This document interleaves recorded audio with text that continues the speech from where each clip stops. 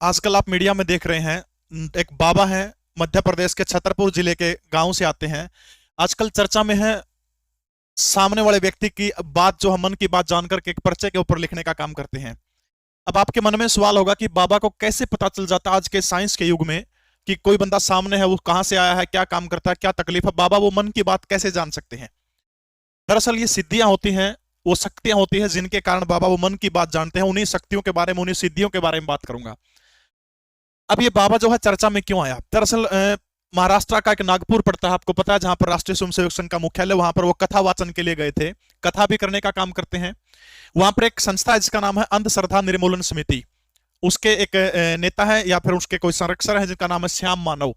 उन्होंने बाबा को एक चमत्कार जो दिखा रहे हैं, बाबा कहा कि आप अगर चमत्कार दिखा रहे हैं तो आप मेरा चैलेंज स्वीकार करिएगा। मेरे बराबर वाले कमरे में क्या क्या सामान है, वो सामान आप बता दीजिए, मैं आपको 30 लाख रुपए दूंगा। अब कहते हैं कि ये चैलेंज सुन के बाबा कथा छोड़ करके भाग गए और रायपुर चले गए। खैर इसके पीछे सच क्या है, इसके बारे में तो बाबा बहुत बार बयान दे चुके हैं। लेकिन रायपुर के अंदर जो कथा हो रही है उसके अंदर जो धीरेन्द्र शास्त्री जो है, बाबा जो है जिनका नाम है पंडित धीरेन्द्र कृष्ण शास्त्री, इन्होंने चैलेंज को स्वीकार कर लिया और स्वीकार करके कहा कि आप आइए मेरे पास और मैं आपके कमरे में क्या क्या रखा है मैं आपको बताऊंगा। अगर मैंने बता दिया तो जिंदगी भर गुलाम रहना पड़ेगा। अब श्याम मानव वहां पर नहीं आए।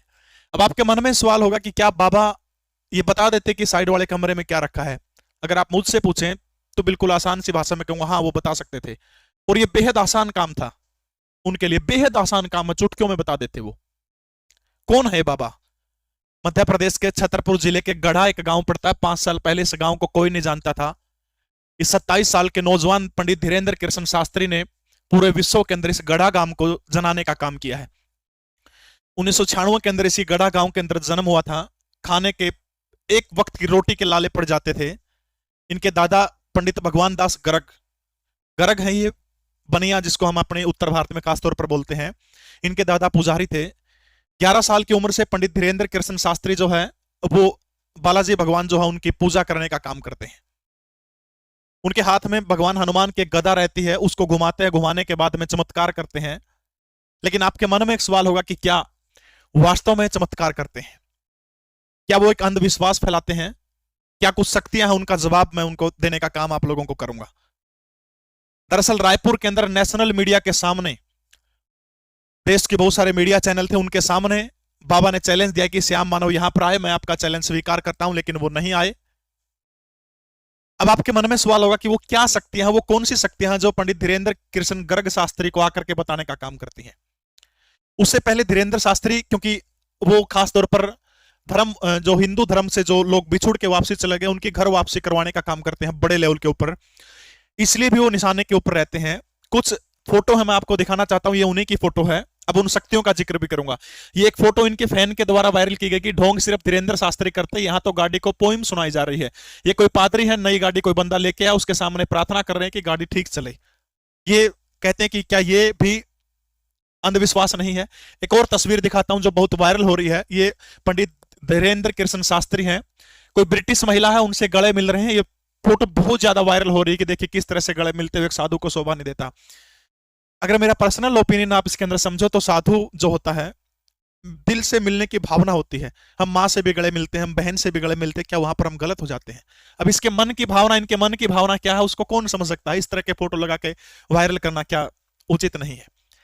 अब आपके मन में सवाल होगा कि वो शक्तियां, वो ताकतें कौन सी हैं? क्या सचमुच भगवान हनुमान आकर के उनको बताते हैं जैसे वो बालाजी का नाम लेते हैं? मेरा उत्तर है नहीं। भगवान हनुमान इतने सस्ते नहीं है कि वो किसी को आकर के बताएं कि सामने वाले के मन में क्या चल रहा है। अब वो शक्तियां देख लीजिए कौन सी है। सबसे पहला नाम है, एक सिद्धि है जिसका नाम है कर्ण पिशाचिनी सिद्धि। कर्ण पिशाचिनी सिद्धि, ठीक है। हो सकता है आप मेरे को बेवकूफ कहें, लेकिन आप इस सिद्धि के बारे में गूगल में सर्च करना कि कर्ण पिशाचिनी सिद्धि क्या होती है। दरअसल ये जो सिद्धि होती है तांत्रिक विद्या होती है। कुछ मंत्र उच्चारण का आपको गहन अध्ययन करना पड़ता है, सालों साल इस तपस्या के अंदर लग जाते हैं। इसके बाद एक अलौकिक शक्ति होती है, एक देवी होती है, इसको कर्ण पिशाचिनी माता कहते हैं। कहते वो कान में आकर के बैठ जाती है। जो इस तपस्या को करता है उसके कान में भयंकर दर्द होता है। अगर आपको पूरी विधि जाननी है तो आप यूट्यूब पर सर्च करिएगा कर्ण पिशाचिनी विधि, या फिर गूगल में सर्च करिएगा, पूरी आपको पूरा पता चल जाएगा कैसे कैसे इसकी विद्या करनी होती है। वो मैं उस चक्कर में नहीं पड़ना चाहता, मैं आपको सिर्फ बताना चाहता हूं कि पंडित धीरेन्द्र कृष्ण शास्त्री कैसे जानने का काम करते हैं। अब ये मंत्रोच्चारण से कठिन तपस्या होती है, उस कठिन तपस्या के मंत्रों के हवान से वो देवी आकर के कान में सब बताने का काम करती है कि सामने वाला कौन है, किस गांव से आया है, क्या काम करता है। अब एक और दिलचस्प मामला इसके अंदर, जब मैंने इसके बारे में अध्ययन किया तब पता लगा कि सामने वाले व्यक्ति के बारे में लाइव नहीं बता सकते कि ये कहां से आया, क्या कर रहा है, लिख के बताना पड़ता है। ये भी एक, नहीं तो अगर इस तरह का नियम अगर वो तोड़ेंगे, अगर सामने वाले के बारे में लाइव बता देंगे, कहते हैं कि देवी जो शक्तियां जो है ये कभी नहीं आती। अपने नवरात्रों के अंदर विद्याओं का जिक्र सुना होगा, 10 महाविद्याएं हैं। 10 महाविद्याओं में से एक 9वीं महाविद्या जिसका नाम है कर्ण मातंगी साधना। कर्ण मातंगी साधना, ये जो कर्ण मातंगी साधना जो है ये भी यही काम करती है। मां मातंगी जो है का काम क्या करती है, मां मातंगी जो साधक कर्ण मातंगी यंत्र होता है, किसका भी एक मंत्र उच्चारण के साथ में पूरी विधि आपको गूगल यूट्यूब पे मिल जाएगी कि कर्ण मातंगी साधना क्या होती है। अगर आपको मेरी बात पे यकीन नहीं हो रहा कि मैं अंधविश्वास फैला रहा हूं, आप गूगल करिएगा, इन दोनों विधियों के बारे में एक बार सर्च करिएगा, उसके बाद मेरी वीडियो पर कमेंट करिएगा, ठीक है। कर्ण मातंगी साधना के अंदर कान के अंदर आकर के कर्ण मां मातंगी बताने का काम करती है। सामने वाला व्यक्ति क्या करता है, इससे भूत भविष्य वर्तमान तीनों चीजों के बारे में पता चल जाता है। ये आप गूगल इनके बारे में कर सकते हैं। अब सबसे बड़ा सवाल है कि क्या पंडित धीरेन्द्र कृष्ण शास्त्री जो हैं, क्या उनके पास में भगवान हनुमान बताते हैं या फिर ये विद्याएं हैं उनके पास में, ज्योतिष की या फिर या कहिए सिद्धि की। ये दो ही महत्वपूर्ण विद्याएं हैं जिनके सहारे कोई व्यक्ति क्या जान सकता है कि भूत भविष्य वर्तमान सामने वाले व्यक्ति के बारे में बता देता है। दरअसल ये जो कर्ण पिशाचिनी साधना होती है बड़ी कठिन साधना होती है। शास्त्रों के अंदर इसके बारे में जब मैंने अध्ययन किया तो कहते हैं कि यह साधना करने वाला व्यक्ति नरक भोगता है, या फिर उसका जो जिंदगी का अंतिम पड़ाव होता है वो इतना भयंकर होता है, वो इतना दुसावर होता है कि हर किसी को नहीं करनी चाहिए। इसलिए हो सकता है बाबा धीरेन्द्र शास्त्री इन विद्याओं के बारे में न बता के सीधे भगवान हनुमान की पूजा प्रेरित करने के लिए कहते हैं। सिर्फ साधक को वो आवाज सुनाई देती है, सिर्फ साधक को। अब आपके मन में एक प्रश्न होगा कि धीरेन्द्र शास्त्री आतंकवादी घटनाओं के बारे में क्यों नहीं बताते, कोरोना जैसी विश्वव्यापी महामारी आई उसके बारे में धीरेन्द्र शास्त्री ने क्यों नहीं बताया।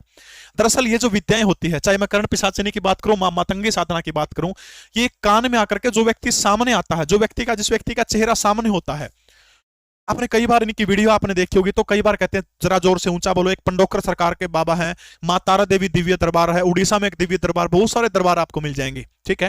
वो कहते हैं थोड़ा ऊंचे बोलो क्योंकि उनको कान में वो देवी की आवाज आती है। इसलिए जो व्यक्ति सामने आता है और सामने वाले व्यक्ति के मन में जो सवाल है सिर्फ वही बता सकते हैं, भविष्य वाली घटनाओं के बारे में नहीं बता सकते। क्या इसकी जिंदगी में पीछे क्या क्या हुआ, सिर्फ उतना ही बता सकते हैं। ये भविष्य के बारे में इनको जानकारी नहीं होती, सिर्फ अपने तुक्के से अनुभव के आधार पर ये लोग बताने का काम करते हैं। तो इन विद्याओं के दम पर पंडित धीरेन्द्र ब्रह्म शास्त्री जो हैं वो सनातन का प्रचार करने का काम कर रहे हैं। 1% भी अंधविश्वास नहीं है, पाखंड नहीं है।